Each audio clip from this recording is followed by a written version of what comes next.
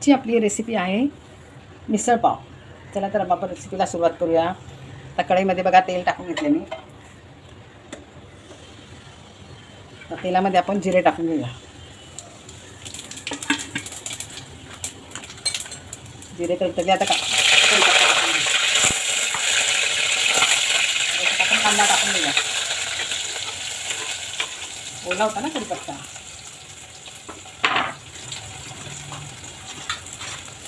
आपला कांदा चांगला ट्रान्सफर झाला. आता लगेच टोमॅटो टाकून घेऊ आपण त्याच्यामध्ये. आता आपण टोमॅटो टाकून घेऊया. टोमॅटो आणि हिंग. टोमॅटो आपल्या लवकर गळावा म्हणून आपण थोडं मीठ टाकून घेऊ.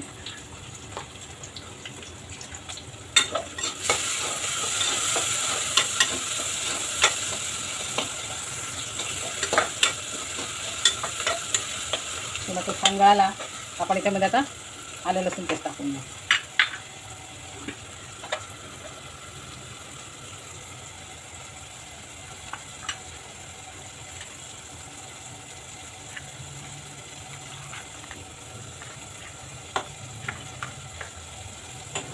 आलं लसूण पेस्ट करून घेऊ आपण.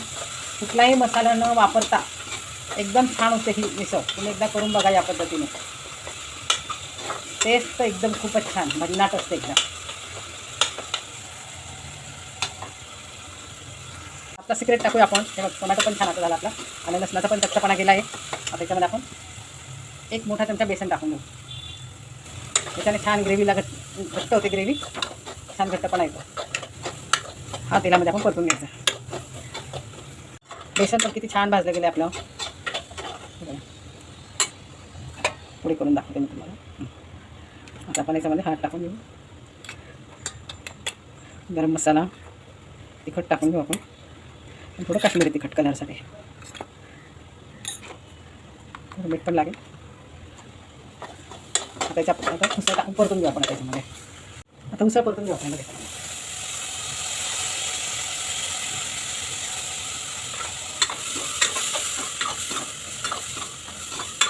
काय मस्त आराम आहे ना. तर आपण थोडंसं तेल सुटू देऊ आपण याला. थोडंसं पाणी टाकू दे.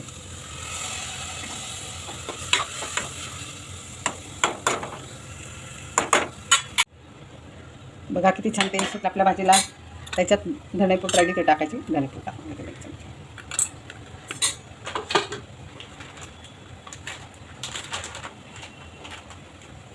मालवणी मसाला टाकते थोडा. आता आपण त्यात पाणी टाकू. 2 शिट्ट्या काढून घेऊ. जास्त पण गाळ करायची नसते उसळ. चांगले नाही लागत मग. तर तुम्हाला कितपत ग्रेव्ही पाहिजे ते पाणी टाकायचं आपण. तर आपण नंतर टोमॅटो शेव कांदा सगळं टाकतो ना. पावाबरोबर खायला थोडं ग्रेव्ही छान लागते ती. आता मी अजून थोडं पाणी टाकून घेते. अजून थोडं पाणी टाकून घेऊ आपण. 1-1.5 ग्लास पाणी टाकले ना. छान लाल बुंदा दिसते बघा. आता मीठ बघायचं आपण. 2 शिट्ट्या करून घ्यायच्या. जास्त नाही शिजवायची. थोडं मीठ लागेल. कोथिंबीर टाकते. छान आता 2 शिट्ट्या काढून घेऊ आपण. आता मी लावून घेते.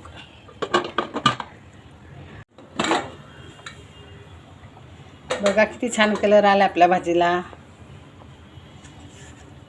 आता आपण सर्व करून घेऊ. आता